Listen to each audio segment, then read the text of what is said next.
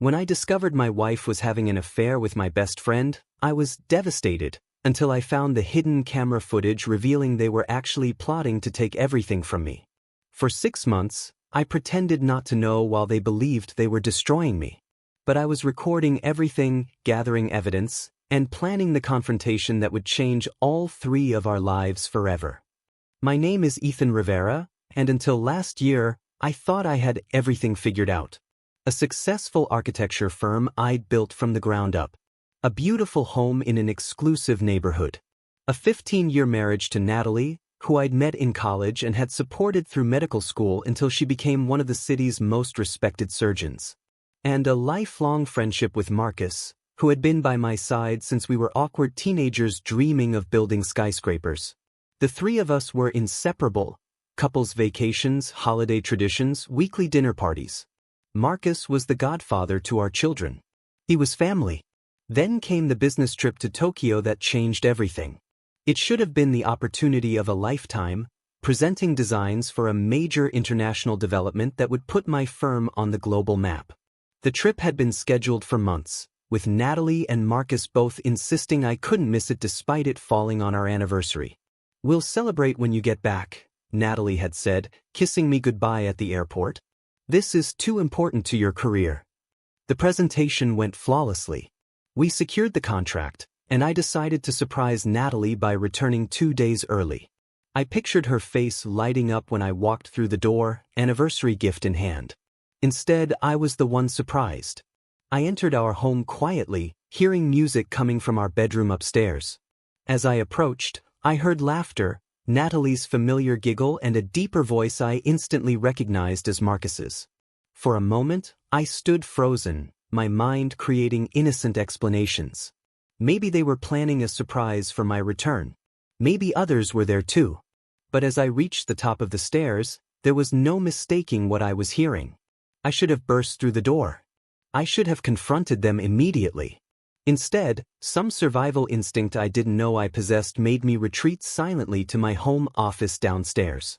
With shaking hands, I opened my laptop and checked our home security system, the sophisticated setup I'd installed myself after a break-in 2 years earlier. The bedroom camera had been disabled, but the hallway camera was still active, and I watched in real time as Marcus eventually exited our bedroom, straightening his clothes. Natalie followed, wrapped in my robe, kissing him goodbye at the top of the stairs. "Same time Thursday?" he asked, and she nodded, a smile on her face I once believed belonged only to me. After he left, I quietly exited the house and checked into a hotel. For 3 days, I existed in a fog of betrayal and disbelief, telling Natalie I had extended my trip due to client requests. During those 3 days, I remotely accessed our home security archives, discovering that this wasn't a one-time indiscretion. The affair had been going on for at least 6 months. But something else caught my attention. After their encounters, when they thought they were alone, they would talk. And what they discussed chilled me more than the affair itself. "Have you talked to your lawyer about the firm?" Marcus asked in one recording, lounging on my sofa, drinking my whiskey. "Next week," Natalie replied. "Once we establish the pattern of emotional abandonment and neglect, we'll have leverage for the business assets too." Smart. His name might be on the door, but you funded the startup costs. The right judge will see it as a marital asset you're entitled to control. They were discussing more than an affair. They were planning to take everything from me: my marriage, my company, my reputation. Marcus, as my friend and occasional legal advisor, knew exactly which vulnerabilities to exploit. Natalie, as my wife of 15 years, knew where every financial document was stored. On the night I was supposed to return from Tokyo, I came home with practiced enthusiasm, accepting Natalie's embrace with a smile that never reached my eyes. I presented her with the anniversary gift I'd purchased, an expensive necklace she accepted with what I now recognized as rehearsed gratitude. That night, as she slept beside me, I made my decision.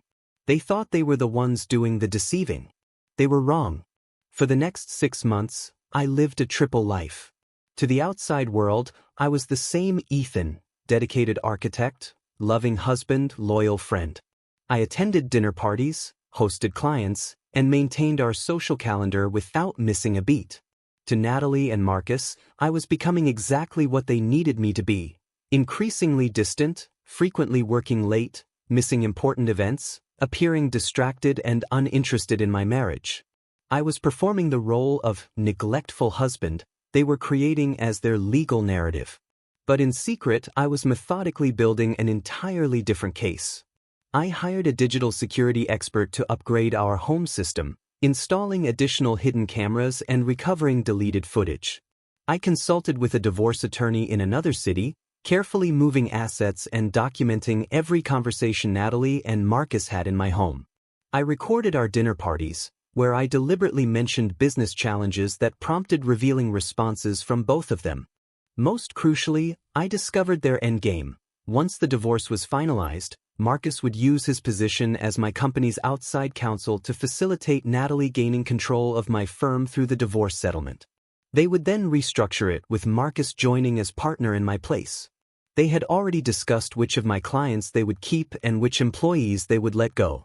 The most painful discovery was learning they had been strategic from the beginning. Marcus had deliberately encouraged me to use joint accounts and place assets in both our names for tax purposes.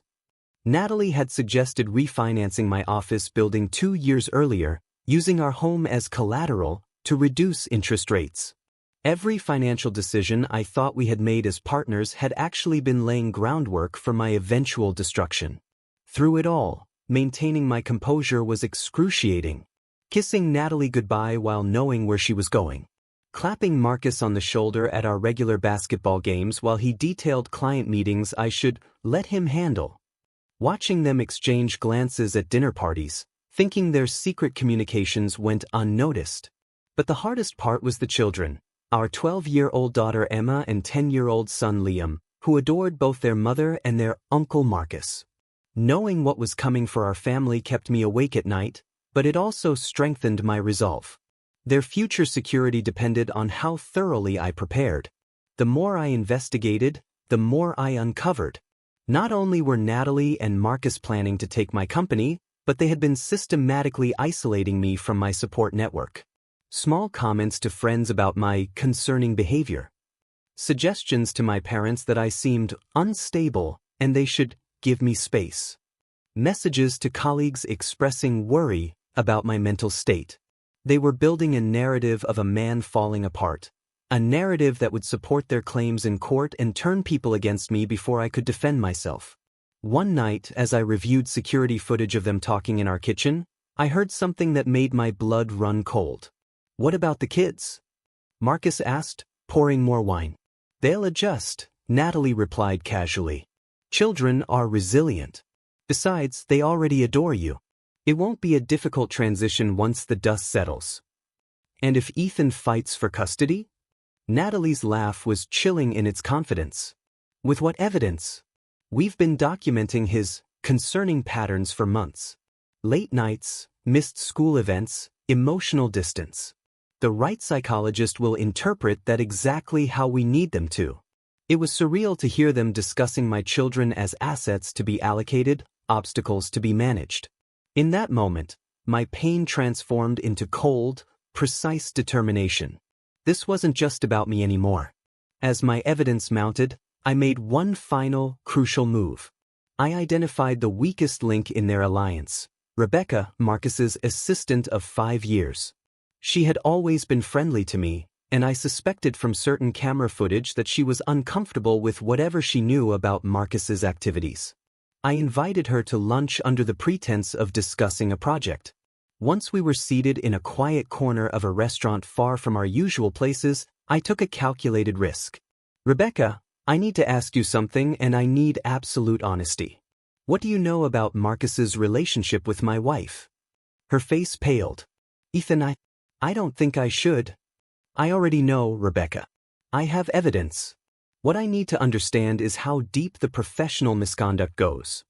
She stared at her plate for a long moment before looking up with tears in her eyes. "He's been billing you for hours spent with her. He's been altering documents you've signed. And he's been recording your conversations without consent to edit them later." By the time lunch ended, Rebecca had agreed to provide copies of altered billing records, tampered documents, and evidence of ethical violations that would end Marcus's legal career. Her motivation wasn't money, I offered, but she refused. It was her own disgust with being made complicit in their betrayal. I've been looking for another job for months, she admitted. I just couldn't afford to leave without having something else lined up. You won't have to, I assured her, writing down a name and number. My friend's firm is hiring. Tell her I sent you, but this conversation never happened. Rebecca's evidence was the final piece I needed. Not only had Marcus been having an affair with my wife, but he had been committing serious ethical violations as my company's legal counsel. He had billed me for hours spent with Natalie, altered legal documents after I signed them, and selectively edited recordings of our conversations to remove context and create misleading evidence. He has a file labeled Ethan Incidents, Rebecca told me. It's full of recordings and notes documenting times when you supposedly acted erratically or showed poor judgment. But I've been in most of those meetings. He's completely misrepresenting what happened. This wasn't just a betrayal of our friendship. It was a deliberate attempt to destroy my professional reputation and possibly even my license to practice architecture. The stakes were much higher than I had initially realized. 2 weeks later, everything was in place.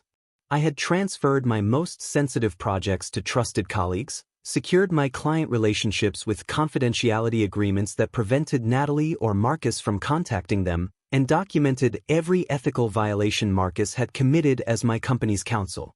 I also took steps to protect my children from the fallout. I scheduled sessions with a respected child psychologist not affiliated with Natalie's hospital network, ostensibly to help them cope with my increased work stress. In reality, I was establishing a relationship with an objective professional who could observe our family dynamics and provide an unbiased assessment if custody became contested. I chose a Tuesday evening for the confrontation. Natalie was home, expecting Marcus to arrive after I left for a client dinner. My children were spending the night at my parents' house, a regular occurrence I had carefully maintained during these months to keep them away from the coming storm. At 7:30 p.m., right on schedule, the doorbell rang. Natalie, dressed in an outfit I had once complimented but now recognized as not being for my benefit, went to answer it. "You're early," I heard her say as she opened the door. "Ethan just left." Her voice died as she saw not just Marcus, but me standing beside him, along with two people she didn't recognize, my divorce attorney Catherine Zhao and a representative from the State Bar Association, James Bennett. Marcus's face drained of color. "Ethan, what's happening?" "I thought we should all talk," I said calmly, gesturing for everyone to enter. There seemed to be some misunderstandings about my marriage and my company that need clearing up. In the living room, I connected my laptop to our television and began playing a carefully edited montage of their conversations, starting with Marcus and Natalie discussing their plans for my company and ending with footage of Marcus deliberately altering legal documents bearing my signature. "I've known about the affair for 6 months, I explained, my voice steady despite the nausea rising in my throat. But the affair is the least of the issues here. Conspiracy to commit fraud, malpractice, falsification of documents, those are much more serious matters." Natalie found her voice first. "You've been spying on us? Recording us? That's illegal." "Actually," James Bennett from the Bar Association interjected, "Mr. Rivera's security system in his own home is perfectly legal in this state, especially given that it was installed with the knowledge of all household members after a previously documented break-in." Bennett turned to Marcus, his expression professionally neutral but his tone severe. "Mr. Whitman, I'd advise you to secure independent counsel immediately. The evidence Mr. Rivera has provided to our office shows multiple serious violations of professional ethics that could result in disbarment. Your involvement in planning to exploit client confidences for personal gain is particularly concerning." Marcus looked like he might be physically ill. "Ethan, this is a misunderstanding." "Is it?" I interrupted, playing another clip where he explicitly discussed using privileged information from our attorney-client relationship to advantage Natalie in divorce proceedings. For the next hour, I laid out my evidence methodically. The color drained from Marcus's face as he realized the extent of my documentation, not just of their personal betrayal but of his professional misconduct that could end his career and possibly result in criminal charges. "What do you want?" he finally asked, his voice hollow. "From you? Nothing except your resignation as my company's counsel, effective immediately, and your written admission of ethical violations to be held in escrow by my attorney. Stay away from my family, my friends, and my business, and that document remains private." He nodded, defeated. Turning to Natalie, I continued, "As for our marriage, that's already over. But we have children to consider, so here are the terms." The divorce agreement I outlined was fair but left no room for the financial devastation she and Marcus had planned for me. My company remained mine. Our assets would be divided equitably, with generous provisions for our children.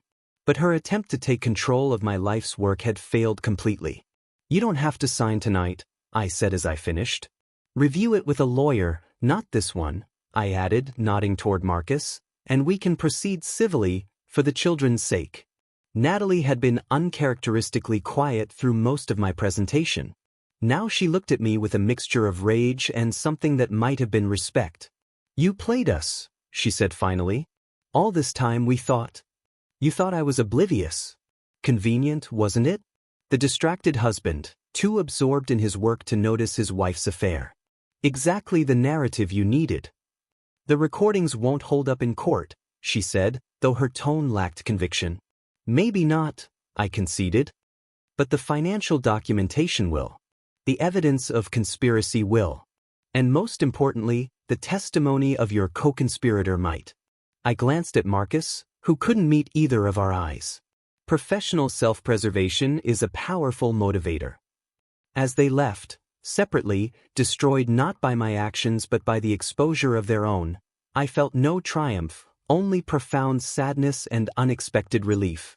The months of deception had taken their toll, but preserving my integrity when they had abandoned theirs gave me strength I didn't know I possessed. The following morning, before either Natalie or Marcus could regroup, I met with my leadership team at the firm.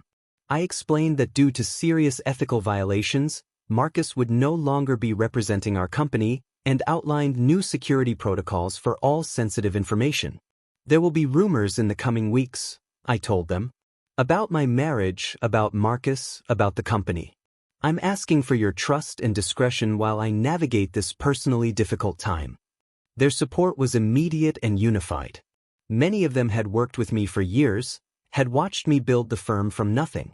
Several, I discovered later, had felt uncomfortable with Marcus's increasing involvement in operational decisions over the past year. My next meeting was with Emma and Liam. Telling your children their parents are separating is never easy, but I was determined to shield them from the ugliest aspects of the situation. "Mom and I have decided we can't be married anymore," I explained, sitting with them in our family room. "But we both love you more than anything, and that will never change." "Is it because of Uncle Marcus?" Emma asked, her perceptiveness catching me off guard. "Why would you ask that?" I kept my voice neutral. She shrugged, picking at a thread on her jeans. "He's at our house a lot when you're not home.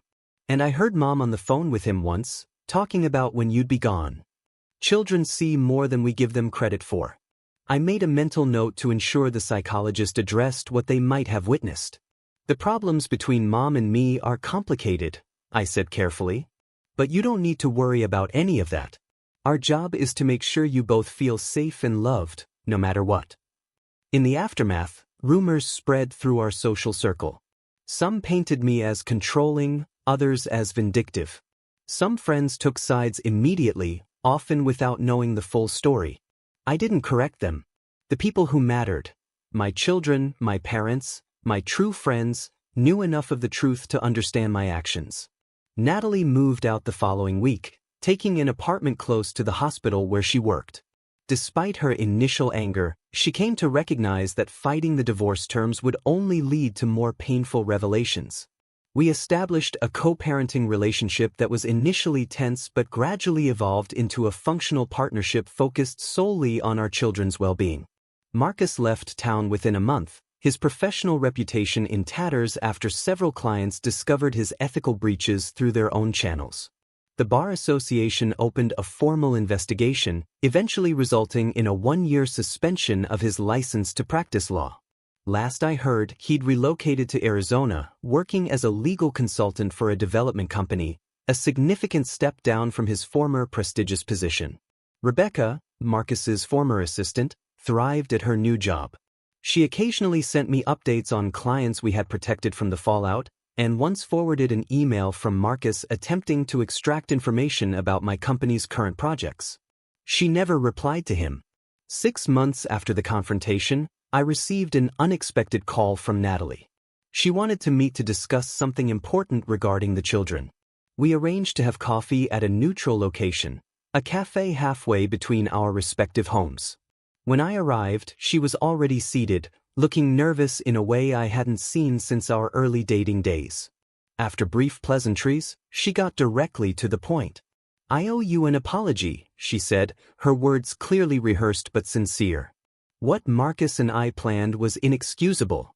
Not just the affair, but the attempt to take your company, to manipulate the narrative about your relationship with Emma and Liam. I stayed silent, waiting for her to continue. "My therapist says I need to take responsibility for my actions to move forward," she explained. "So that's what I'm doing. I'm sorry, Ethan. I lost sight of who I was, of the values I claimed to have." "Why?" I asked, the question that had haunted me through all of this. "We built a life together. 15 years, 2 children. Why throw that away?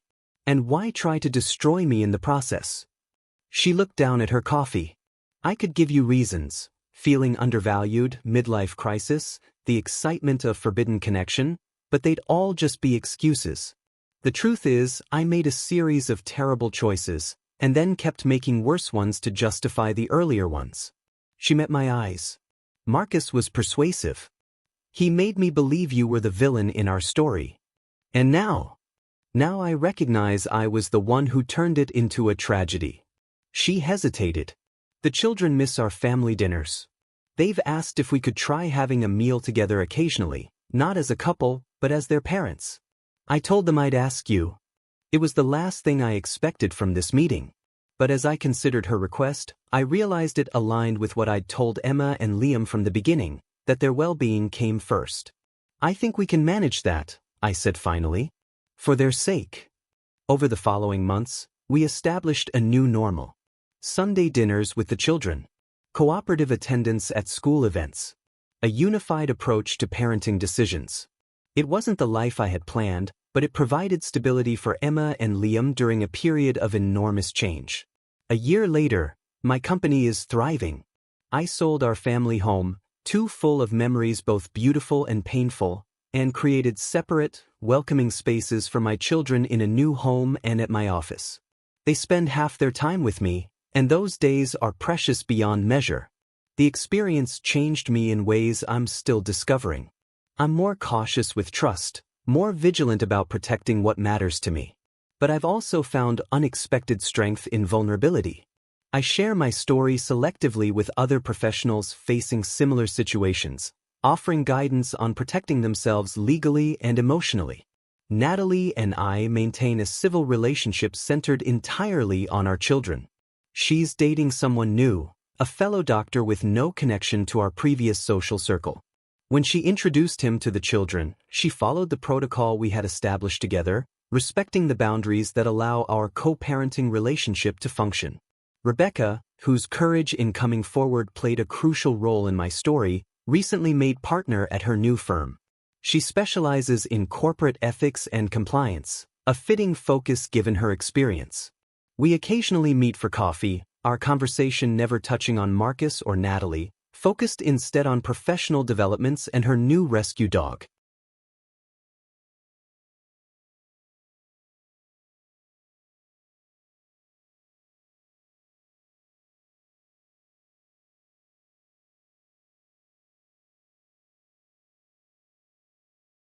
Last month, Emma asked me a question that stopped me in my tracks. "Dad, do you think you'll ever trust someone enough to get married again?"